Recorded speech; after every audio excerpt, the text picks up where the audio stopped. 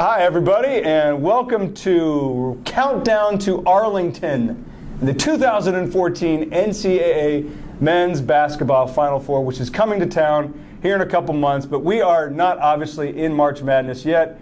We are celebrating something much bigger and a lot older.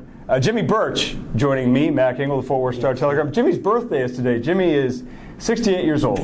Thank you. That's a reasonable over-under. I'll take the over. Okay. I'll take the under on that. Yeah, that might want to do that. Okay. Jimmy, another week in college basketball has passed us by, and we see that the Big 12 may actually be, if not the best men's college basketball league. It's right there with the Big Ten, 1 and 1A, with the Big E, the ACC. Jimmy, you've been around the Big 12 for a long time. Is this the best this league has been in with Oklahoma? With depth, Oklahoma State, with quality depth. I would say that. And it looks to me like we got 10 teams. It's not totally unrealistic to think that 7 potentially could get in. Is that a reach? I think it's a reach now, unless Baylor gets it back around. Baylor would be that 7th team, and they just went to 1 and 6 in the league, and very easily could be 1 and 9 in the league by the time they come here and play TCU on the 12th, February 12th. Well, you've seen but otherwise, they're as talented as anybody. It's doable. It's just a bit of a long shot. They need to be 9 and 9 or better in the league, and 1 and 6. Okay, we've got all these. I didn't want to ask you about Baylor though, but you just said it. Baylor's got 2 NBA players on its roster. Mm-hmm. What's wrong with Baylor?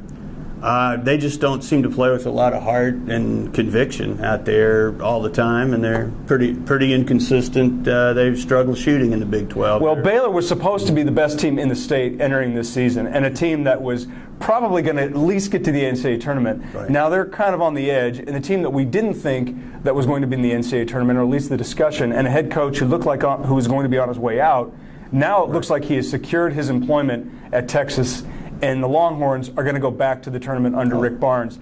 Did you see that coming at all, considering all the turmoil and off-season defections that UT suffered under Barnes last year? Oh, not at all. They lost their 4 top scorers from last year. None of them, all with a remaining eligibility, all voluntary attrition. I thought Rick was on a slipperier banana peel than Mac was going into this year, to be honest with you. And he's done a remarkable job. The team plays with, unlike Baylor, they play with a lot of heart. They play together as a team. Their freshman point guard, Isaiah Taylor, has been a real catalyst and bonding element. I do think Texas is an NCAA team. I think the Big 12 is looking solid for 6 bids. They're the highest ranked RPI conference in the country right now, and they'll stay very close. Big 12, ACC, Big 10, those are the 3 best leagues, I think. I mean, you may get a little argument from the Pac-12 and the Arizona people, but I think those are the 3 best, and it's as deep as it's been with 10 teams, more than half of them going to head to the league. This was supposed to be the season, though, that finally somebody other than Kansas won the Big 12. And I think they've won 9 in a row.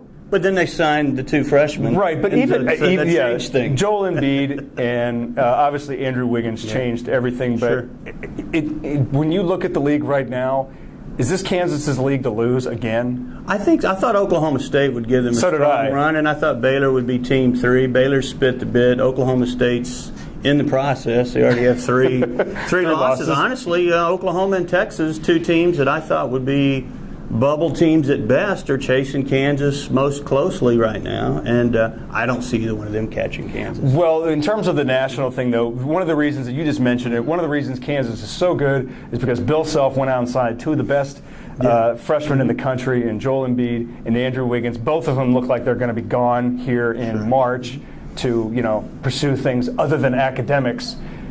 If you would look at the other big-time freshmen in the country that you thought, okay, they can lead their team on a deep tourney run, who are they? First for me would be the point guard at Syracuse, Tyler Ennis, because he's the point guard, he's a driving force, he's the floor general, and he's got a terrific assist-to-turnover ratio. And then, Julius Randle, the kid from Plano Prestonwood at Kentucky. And then they've got 2 other Texans, the twins from Houston, but that's the big group right there. And then you drop back the Michigan. I have to. Derek Walton. Derek Walton. I had to come up with the name because he's emerged recently. They took Michigan State behind a woodshed last weekend on the road, and he's looking really good. Finally won that position. But those would be the ones that jump out most. I want to get back to the thing before we wrap this up. Last year we were shut out in terms of the state of Texas getting the NCAA tournament. We're about halfway through the regular season in college basketball and looking to March.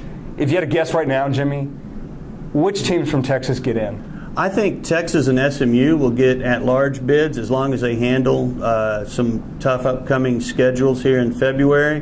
And then I think Stephen F. Austin, I think UTEP can and should win their leagues. And it's just a matter of winning their conference tournaments. That's four. The only one that I'm going to disagree with you is about SMU. I don't think that thing's going to hold together. I think they've got too many. I think they've got too many tough teams ahead of them. They're going to lose both potentially at home and on the road. And they got popped last night at South Florida. That's a game they can't lose. Next year, though, assuming he stays, that's when Larry Brown will have that thing rolling.